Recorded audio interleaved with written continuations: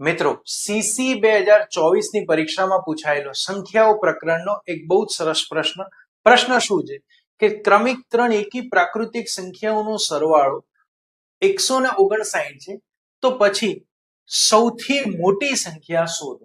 હવે આવો જ્યારે પણ પ્રશ્ન વિદ્યાર્થી પરીક્ષામાં જુએ ત્યારે એના મગજમાં સૌથી પહેલી મેથડ આવે છે કે પહેલી સંખ્યા x હોય તો બીજી એકી પ્રાકૃતિક સંખ્યા x+2 હોય અને ત્રીજી x+4 હોય. પછી આખી મેથડ કરે અને જવાબ લાવે. તો યાદ રાખો મિત્રો, આવું કરવાની કોઈ જરૂર નથી. તો આ પ્રશ્ન સોલ્વ કેવી રીતે કરે? તો કે ત્રણ પ્રાકૃતિક સંખ્યાઓ જે છે આપણને એકી પ્રાકૃતિક સંખ્યાઓ એનો સરવાળો 159 આપ્યો છે. જો હું એને 3 વડે ભાગી દઉં તો મને સરેરાશ મળે અને 159 ને 3 વડે ભાગું તો 5 તરી 15 3 3 9 53 મને સરેરાશ મળે. અને યાદ રાખો, ક્રમિક સંખ્યાઓ આપી હોય જેમની વચ્ચેનો તફાવત સરખો હોય તો જે સંખ્યા વચ્ચે હોય એ સરેરાશ જેટલી હોય. તો આપણી સરેરાશ મને અહીંયા મળી છે 53. તો એના પછી આવતી એકી સંખ્યા કઈ હશે? 55.